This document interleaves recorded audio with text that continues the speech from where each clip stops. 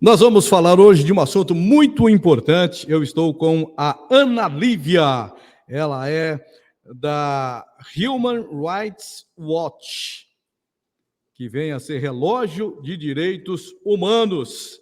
E a gente vai falar exatamente sobre as EdTech, soluções inovadoras para a educação. Foi lançado, está acontecendo, mas a gente tem que esclarecer algo, né? Ana Lívia, é importante a sua participação, a sua presença para a gente debater esse assunto aqui pela Gazeta MS. Eu já quero que você que nos acompanha entre aí e se inscreva no nosso canal. E daí, Ana, obrigado pela sua presença. Prazer estar aqui com vocês, obrigada pelo convite. Que isso. Eu falei certo aqui? Human Rights Watch. Mais ou menos, né? Não, falou perfeito. Em português a gente seria, sei lá, uma associação de defesa e apoio dos direitos humanos, mas a gente usa o nome em inglês porque a Human Rights Watch é uma organização internacional que tem escritório em mais de 30 países e temos escritório aqui em São Paulo também. Qual que é, Ana Lívia, a atribuição da da HRW? A Human Rights Watch ela é uma organização internacional que busca proteger e promover os direitos humanos, então os direitos de todas as pessoas. E a gente faz isso de algumas formas, né? Então a gente investiga violações de direitos humanos, então quando a gente sabe que tem em algum país ou alguma situação em que os direitos das pessoas estão sendo violados, a gente normalmente produz ou relatórios ou comunicados de imprensa, então a gente leva isso para o mundo, leva isso muito para a imprensa, né, para dar visibilidade para essas violações. E a gente também sempre trabalha com recomendações. Então, a gente vai falar com governos, com autoridades, tanto nacionais quanto internacionais, para trazer recomendações de como que a gente faz para que aquelas violações de direitos parem de acontecer, que mudanças, eventualmente, de políticas ou de leis precisam acontecer para proteger as pessoas e também, claro, como que as vítimas têm os seus direitos reparados. Então, a gente faz todo esse processo para garantir os direitos de todas as pessoas. Tem trabalhado muito, hein, Ana? Tem recebido Bastante, muitas coisas, bastante. né? Pois é, a gente tem notado também, de repente fugindo um pouquinho, mas deve ter um segmento de vocês, é a questão envolvendo também as violações dos direitos humanos, isso fora, né? No mundo todo, mas principalmente que a gente tem verificado aí, naturalmente, não só nas favelas, mas as guerras que ocorrem, que está correndo agora lá no leste europeu também, né?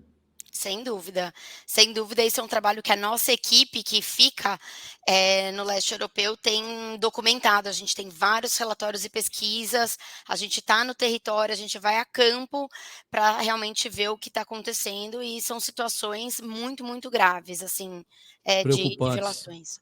Bom, e aqui vocês têm um relatório aí sobre privacidade, né, de crianças e adolescentes, plataformas que estão sendo usadas aí pelas edtechs aí em todo o Brasil. Isso tem preocupado, até porque isso, segundo informações, e um relatório que vocês têm é que o acompanhamento ele não está privado somente ali dentro da sala de aula. Isso é importante a gente esclarecer, falar e alertar, né, Ana? Sim, com certeza. O que a gente eu vou contar a história do começo. Então, quando veio a pandemia e as escolas foram fechadas, né, o que muitos governos fizeram como alternativa para garantir o direito à educação dos estudantes foi justamente buscar esses produtos que a gente está chamando, né, de edtechs, mas que são basicamente ou aplicativos ou sites que poderiam oferecer educação online. Então, a gente fez uma pesquisa global olhando o que 49 países fizeram. Então, quais foram essas plataformas, esses sites que foram desenvolvidos ou foram utilizados por 49 países, incluindo o Brasil. E o que a gente olhou especificamente foi que essas plataformas, esses sites educacionais, eles estavam coletando os dados das crianças e dos adolescentes, não só enquanto eles estavam na sala de aula virtual, mas também quando eles saíam de aula virtual e iam navegar na internet. E aí esses sites eles capturavam, no fundo, esses dados das crianças, iam entendendo os interesses delas, o que elas navegavam, o que elas procuravam, e esses dados eles eram repassados, na sua maioria, para empresas que são especializadas, né, em publicidade comportamental também na internet. Esse grande relatório, né, que olhou para 49 países, foi publicado em maio do ano passado. E aí o que a gente fez agora foi um aprofundamento sobre o que estava acontecendo no Brasil. Então, a gente olhou para os produtos educacionais daí desenvolvidos ou endossados, né, recomendados pela Secretaria de Educação de São Paulo e Minas Gerais. Então, a gente foi olhar e falar, olha, aquilo que a gente percebeu lá em maio, será que isso continua? E o que a gente percebeu é que essas mesmas práticas de dados que violam a privacidade das crianças na internet continuavam sendo praticadas ainda hoje. Então, é disso que a gente fala nesse relatório que a gente publicou esse ano. É um relatório completo e complexo, muito bom. E quais edtechs? São 49 países, e essa questão híbrida pela pandemia que você destaca para a gente. Quais edtechs violaram essas privacidades das crianças, dos adolescentes? Isso em nível de Brasil. Olha, o que a gente fez foi, a gente escolheu os 2 estados mais populosos do país. Por Por isso que a favor. gente só olhou as edtechs que foram desenvolvidas ou endossadas pelos estados de Minas Gerais e São Paulo. Mas a gente fez isso pensando, não para dizer que essas são as únicas que apresentavam essas práticas de dados problemáticas, mas para exemplificar o que provavelmente está acontecendo pelo Brasil afora. Então a gente olhou os sites que a gente olhou, né, foram o Estude em Casa, Centro de Mídias de Educação de São Paulo, Descomplica, Escola Mais, Explicae, Mangarrai, Estude, e ainda teve um terceiro site, que foi o Revista Enem, e por fim um que chama Dragon Learn, mas o Dragon Learn, ele já foi retirado do ar por decisão dos seus próprios desenvolvedores depois que a gente publicou o nosso relatório em maio do ano passado. Então, foi esse universo que a gente olhou. Muito grande e preocupante, porque o objetivo, e eu entendo que é para ser usado, né, trocar de experiência ali em sala de aula e tudo mais. Saindo disso, já é realmente um abuso, uma violência, né? A nossa preocupação é o seguinte, os alunos, os estudantes, as crianças, elas estão em fase de formação, elas são mais suscetíveis à influência do que elas veem e recebem na internet. Pensa que nós adultos já somos influenciáveis por aquilo que a gente vê online. Então, quando a gente percebe que as crianças, no fundo, estão tendo os seus dados capturados, né, os seus hábitos, os seus interesses, isso está sendo usado, no fundo, para depois o comportamento delas ser influenciado, isso é muito ruim, porque elas têm menos discernimento para entender ou para avaliar aquilo que a internet está oferecendo para ela, né? Então, por exemplo, se ela estava na sala de aula e depois ela saiu da sala de aula e ela foi pesquisar alguma coisa, por exemplo, na internet, no Google, sobre cigarro, e essa informação, e ela está sendo, no fundo, vigiada, o que acontece? Depois, muito provavelmente, vai aparecer para ela um anúncio, como comprar um cigarro eletrônico, ou pode aparecer um filme ou uma imagem, né, de uma pessoa fumando um cigarro. Então, são coisas que vão influenciando a experiência dela online. E como ela tem menos discernimento, ela tem menos maturidade, é mais provável que ela vá, né, indo atrás dessa trilha e talvez tenha o seu comportamento, a sua escolha de consumo aí influenciada não no seu melhor interesse. E o preocupante de tudo isso é a questão envolvendo, inclusive, a pedofilia, né? Olha, o nosso relatório, ele não olha para isso, assim, porque como que a gente Mas viu. serve como parâmetro? Olha, não serve como parâmetro, porque no final, assim, o que a gente não pode afirmar, quando um dado ele é coletado, você faz o perfil daquela criança, no fundo, o que Ah, essas tá, empresas estão fazendo? Elas estão tá, tá, dizendo o que essa criança se interessa. tá, Então, tá, são essas informações que são depois passadas para as empresas de publicidade. Então, dizer, tá. a criança está preocupada em emagrecer, se você estava de um adolescente, ou ela está interessada em rock, ou ela está se sentindo sozinha na sala de aula. Aham. Então, ele vai entendendo quem que é essa criança, quais são os hábitos dela, em que país que ela mora, E aí, ele passa esses dados para empresas de publicidade que muito provavelmente vão começar a oferecer para ela coisas para ela consumir de Uhum. acordo com esse interesse, Tá, entendeu? Mas não, ele é focado no interesse da criança. de repente eu fiz uma colocação aqui, Ana Lívia, você pegou para o outro lado. Eu estou dizendo que essa base, de repente, serve até para como parâmetro, de repente, para uma investigação policial que venha a requerer, não que vocês trabalhem nesse foco em cima dessa situação, tá? E quais edtechs se pode adiantar que, através deste relatório, através dessas observações, tem mudado, né, de postura após conhecimento, enfim, que todos foram, né, tiveram engajamento e também conheceram, né, a realidade de cada um, não é isso? Sem dúvida. Toda vez que a gente vai publicar um relatório, a gente sempre consulta, seja os Isso. governos, seja as Sim. empresas, para dizer, Certo. foram essas informações que a gente Ok, encontrou. Você quer comentar, você quer refutar, você quer conversar, né? E a maioria não quis responder aos nossos pedidos de informação, não quis nem refutar, nem questionar, então não nos responderam. Teve um governo que nos respondeu, que foi o governo de Minas Gerais. E aí foi uma experiência muito interessante, porque o governo de Minas, a gente ofereceu uma reunião para eles toparam, e a gente viu junto com eles, a gente mostrou para eles quais eram essas ferramentas que estavam embutidas no site educacional que eles estavam usando, que estavam capturando esses dados das crianças e certo. estavam transmitindo para empresas de publicidade comportamental. E a gente mostrou para eles que era fácil e possível desligar essas ferramentas, essas funcionalidades. E eles rapidamente, acho que em 2 dias, conseguiram corrigir esse problema. E para a gente Ok. esse é um ótimo exemplo de que, assim, você não precisa capturar os dados das crianças para ensinar online, e é muito fácil você desligar essa funcionalidade e proteger a privacidade das crianças. Sem dúvida nenhuma. Ótimo, excelente. Bom, e hoje, como é que a empresa ela está? Qual que é o foco dela? Esse é um relatório já pronto na área de educação, mas como você disse anteriormente, ela tem uma visão toda, um olhar todo especial, um foco todo especial com relação à preservação dos direitos humanos, né? Sem dúvida. O que a gente está fazendo agora a gente tem 3 grandes recomendações e a gente Ok, está trabalhando para implementar essas recomendações.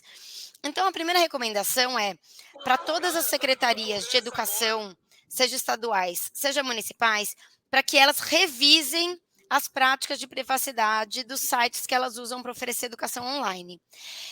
E removam desses seus sites de educação todas essas tecnologias que capturam os dados das crianças e depois transmitem esses dados para essas empresas especializadas em publicidade comportamental. A segunda coisa que a gente está fazendo é recomendando daí para o governo brasileiro trazer maior proteção para a privacidade e para os dados das crianças na legislação. Então, a gente já tem uma lei que protege os dados, que é a Lei Geral de Proteção de Dados, mas a gente entende que ela não oferece proteção suficiente para as crianças e adolescentes. Então, por exemplo, no Código de Defesa do Consumidor, já está explícito que a publicidade para crianças e adolescentes ela é considerada abusiva. Só que isso não está na Lei Geral de Proteção de Dados. Então, a gente gostaria de ver essas mudanças. Então, a gente gostaria de ver na Lei Geral de Proteção de Dados uma proibição de publicidade comportamental, por exemplo. já foi provocado. Já foi provocado e a gente agora está começando a fazer reuniões com autoridades, com parlamentares, para a gente incentivá-los e Claro, pressioná-los para que essas claro. mudanças sejam implementadas. Lógico, lógico, o mais rapidamente possível. Faltou a terceira. E a terceira, justamente, a gente está em conversas com a Autoridade Nacional de Proteção de Dados, que é o órgão responsável por fiscalizar, interpretar e implementar, de alguma maneira, a Lei Geral de Proteção de Dados. Então, a gente também está conversando com eles para dizer, olha, o que a gente viu foi que os dados das crianças foram coletados e foram repassados para fins não relacionados à educação, vai.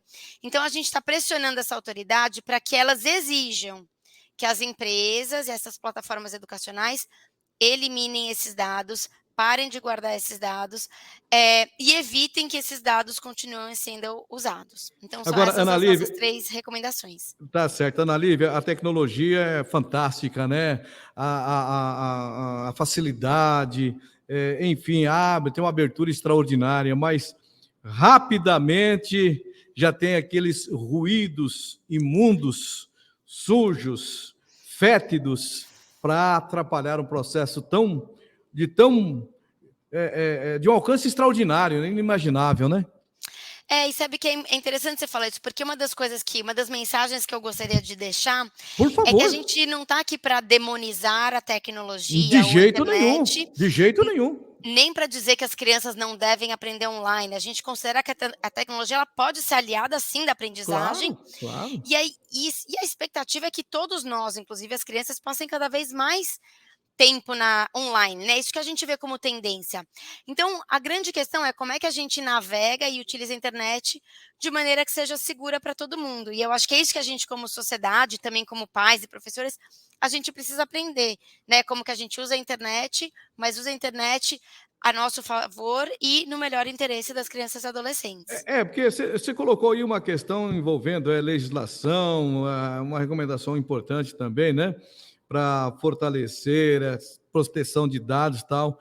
Mas é importante estar falando, estar trocando ideia, estar orientando, mas é uma coisa assim, quase que, apesar de estar todo mundo em cima, Polícia Federal, órgãos, entidades como